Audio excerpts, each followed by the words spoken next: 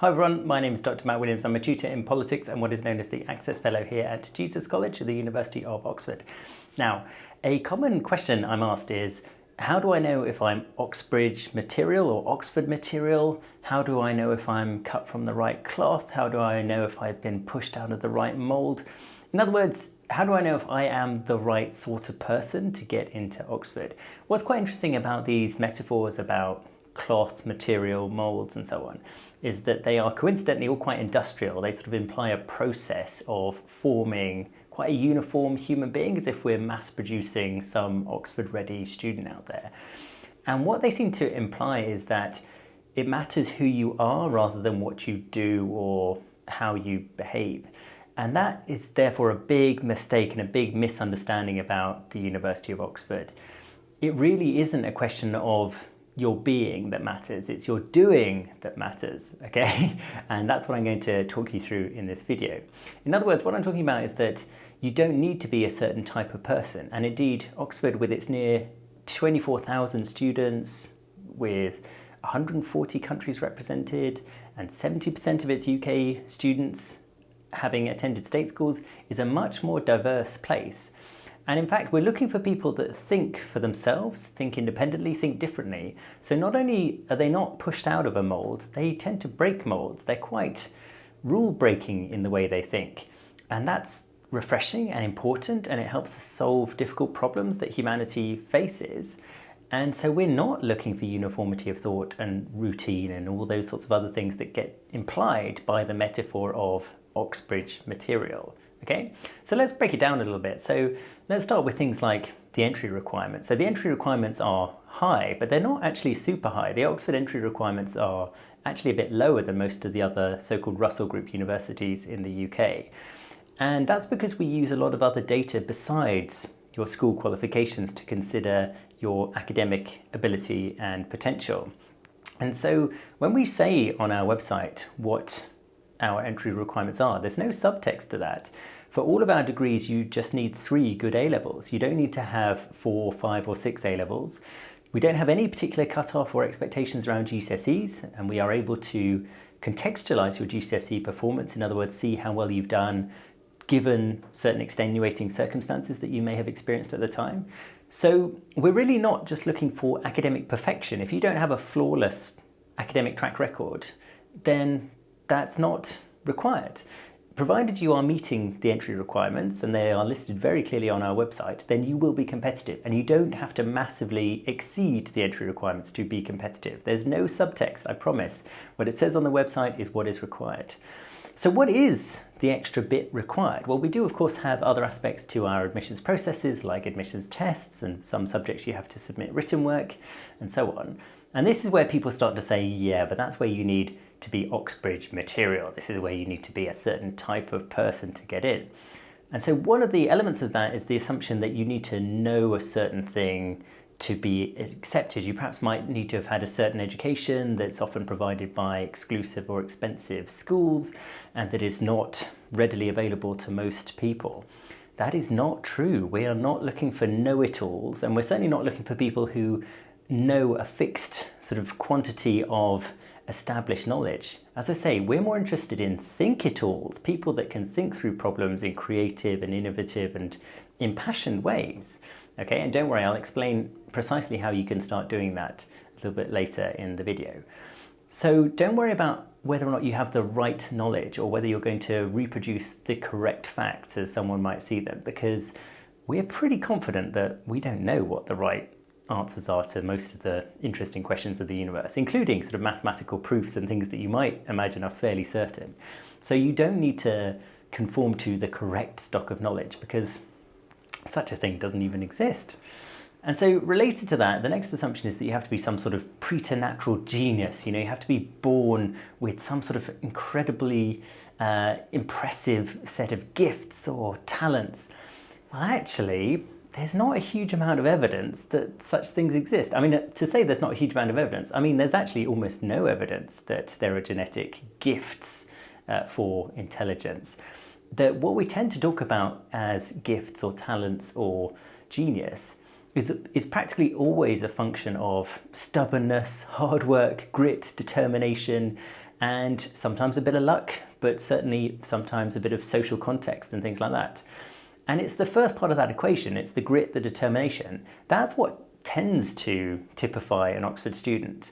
So there's no sort of sociological type of Oxford student. In other words, it's not an Oxford student that looks a certain way or sounds a certain way, but there is an Oxford student in the sense that they act a certain way. They are very determined. They are basically quite intellectually stubborn. If they don't understand something, they will want to try and find out.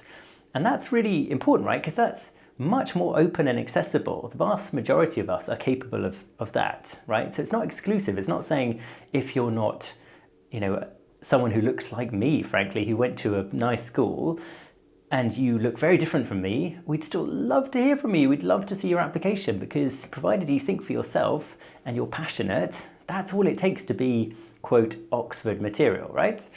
So some other sort of connected things with this is people suspect that to get into Oxford, you have to be very self-confident. You have to be sort of erudite, suave, sophisticated, loquacious, chatty, whatever synonym you want to use for it. You really don't. We have a lot of neurodivergent students who would really struggle with social communication, but who nonetheless are keen to challenge received wisdom and keen to think for themselves and keen to share their ideas, albeit perhaps with a degree of shyness and low confidence and perhaps even anxiety. That's completely fine. In fact, it's quite common amongst Oxford students. So again, you don't need to be a certain type of person who feels very comfortable in large crowds just shouting your ideas from the rooftops. None of that is required at all. Okay, you also, of course, and hopefully this goes without saying, do not need to be privileged in the sense of having attended a particularly exclusive or expensive school or had some other experiences that are very difficult to come by without just luck. I think this is the key message of this video, which is that Oxford is a much more meritocratic place than many people give it credit for. Obviously, there are some structural inequalities in British society that it is difficult, if not impossible, for Oxford to alleviate on its own. But I would argue quite strongly that it doesn't add to those. It doesn't simply accept people on the basis of their privilege. It seeks very carefully to look through the applications, and we spend 20 hours on average on every application to find the best people and consider how well they've done given the difficulties of their context, so given the difficulties of their background. Okay, so what can you concretely do? So if getting into Oxford is not about who you are, but about what you do, what should you do? Okay, well, perhaps the most obvious and perhaps maybe even slightly annoying thing for me to say is that students in Oxford have in common the fact that they are very studious, right? They work hard, they're dogged, determined. When they've got the bit between their teeth, they just keep going. And even if they have setbacks or find things difficult, they just keep going back to it because there's this sort of passion for their subject.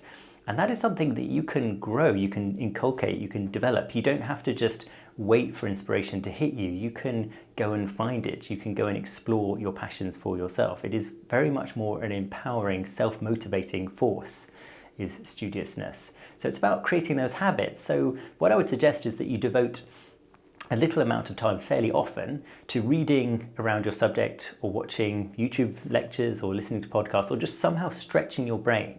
So even if it's only 15 minutes a day, just pushing yourself outside of your intellectual comfort zone will be very worthwhile. Okay, so that's the sort of thing that can make someone much more competitive at a university like Oxford, because it'll come across very clearly in things like our admissions tests and in the interviews that we use to admit students.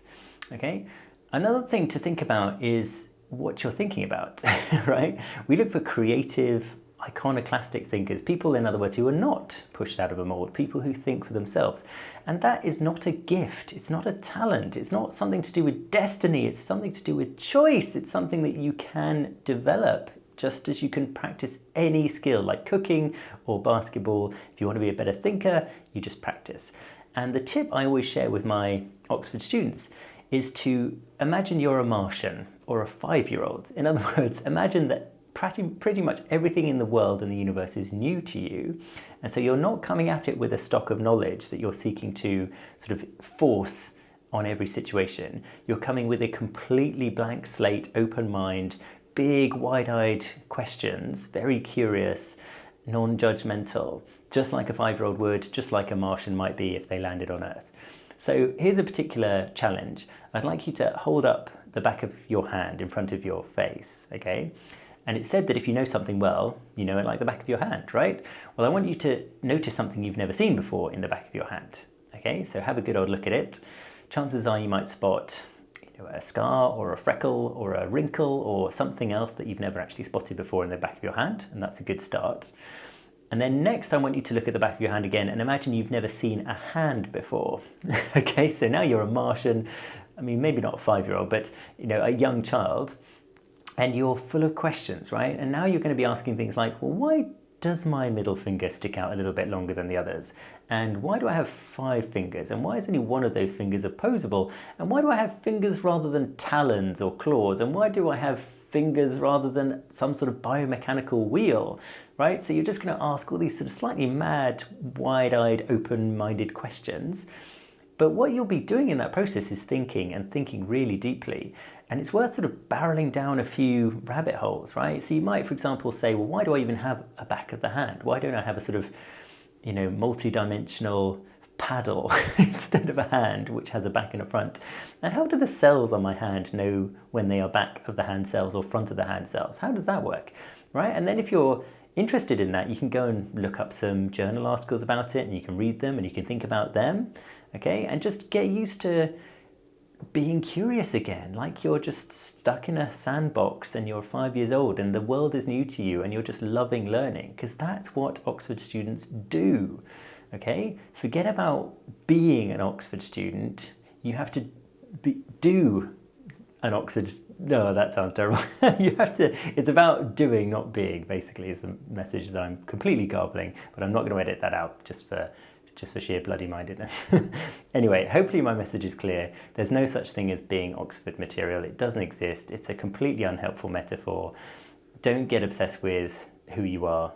Worry about what you do. And in fact, don't worry about it, because children and Martians, well, we don't know about Martians, but children certainly don't worry about the questions they ask. And indeed, Oxford is not a sort of cheerless, unhappy place. We are full of wonder and joy at learning new stuff. And if that's you, then you are definitely the right sort of person to come to Oxford. I hope that makes sense, but let me know if you have any questions in the comments, and I wish you all the best. Thanks so much. Bye.